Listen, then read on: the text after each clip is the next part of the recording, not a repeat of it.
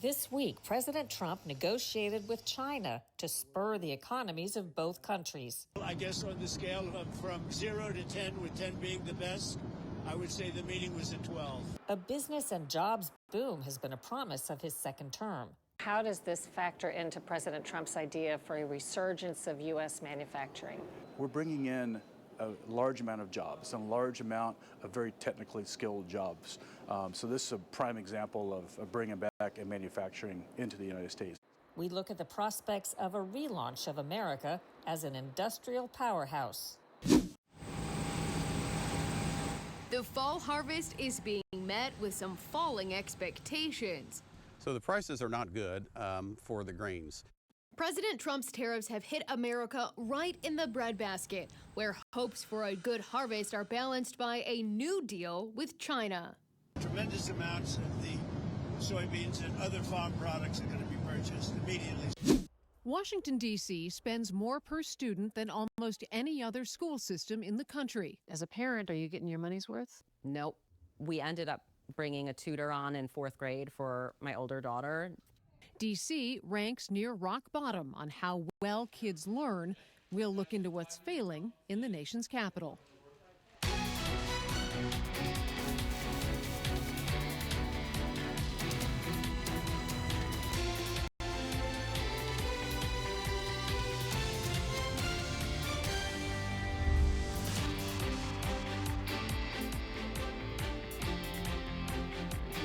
Welcome to Full Measure. I'm Sharyl Attkisson.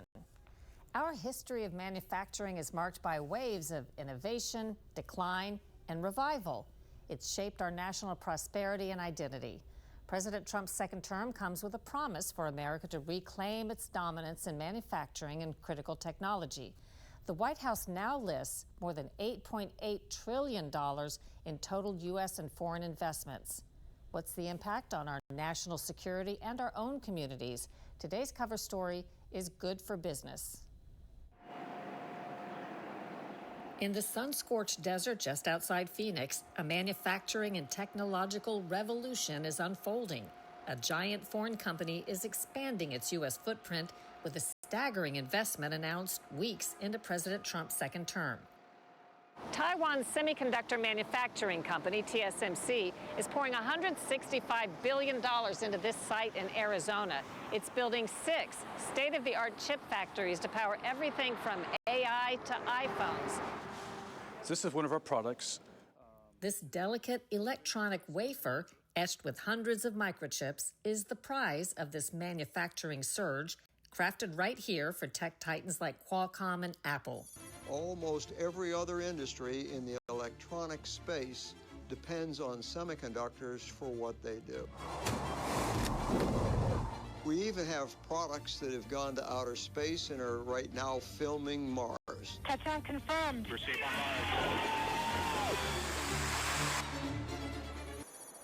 Greg Jackson is an executive at Taiwan's TSMC in Arizona.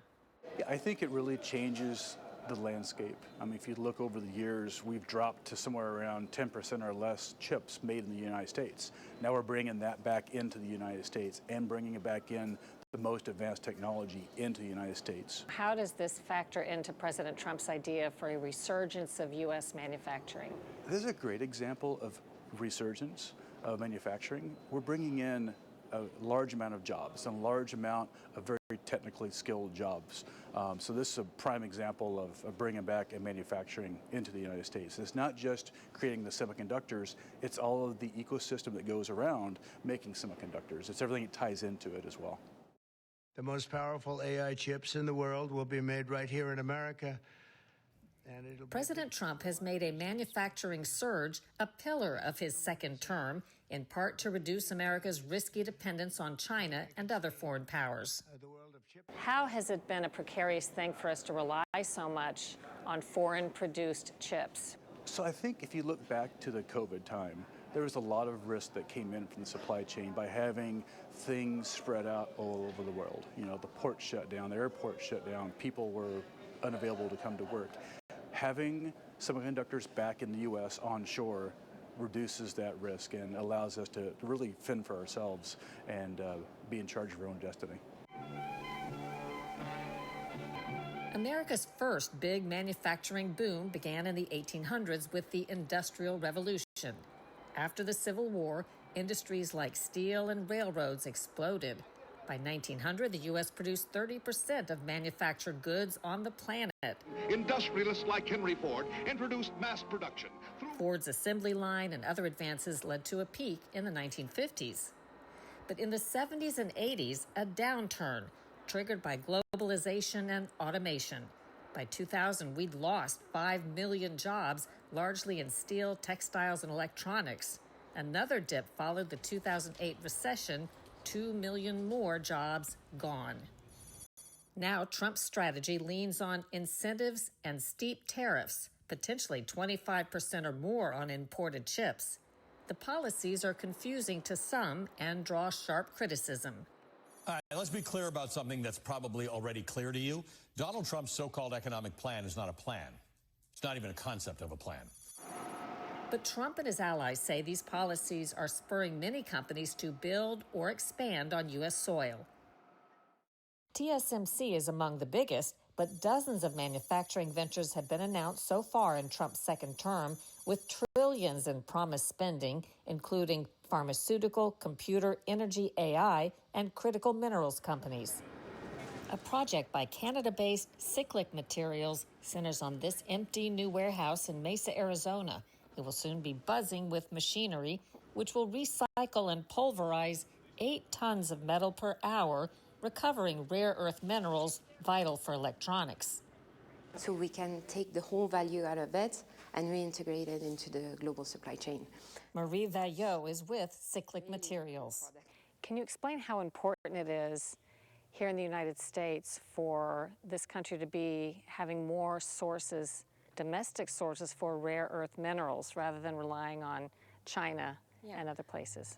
So today, the market, when it comes to rare earths, is overly dominated by China. It's over 90% of the global supply. This supply is obviously at risk with ongoing tensions. So what Cyclic Materials does is we recycle the end-of-life materials to recover these very rare earths and reintegrate it into the supply, which is a critical need for any industry in the U.S. Mark Freeman is mayor of Mesa, where the Cyclic Materials factory is being built. He says his city is perfectly situated for a boom that drives jobs and other economic growth. We have a great manufacturing community here already. The president continues to support and bringing manufacturing back to the United States. I know when I was younger, everything was built in the United States and it's gone offshore or elsewhere. But when we look at it overall, it's just a great thing for the United States. So I welcome it. Beyond national security, the economic ripples are immense. TSMC's Phoenix expansion could generate 40,000 construction jobs and tens of thousands of tech positions. Jennifer De La Cruz is training to be an equipment technician here. I feel like it's a totally different path to what I was doing before. Before I was doing fast food, I did CNA, Amazon. I've been in Amazon for 4 years. So I feel like this is like a whole 180 from all of that. But I find it more interesting. Does this feel like more of a career choice versus just a job? Yes. Not only is it like a feeling like there's a lot of people here, there's a lot of chance to grow. Unlike my other jobs, it was just kind of stationary, one place, no chance to like progress anywhere. Does it make a difference as to the stated policy of who's in charge and what their vision is? I think the policies that have put in place are really helping to drive the construction and manufacturing here, and also removing some of the roadblocks that might exist as well related to policies or things like that. As factories rise and workers train, there are high hopes that a comeback is taking root.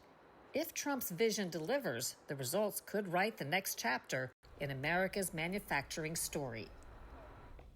And for more on this story, look up my podcast, Full Measure After Hours.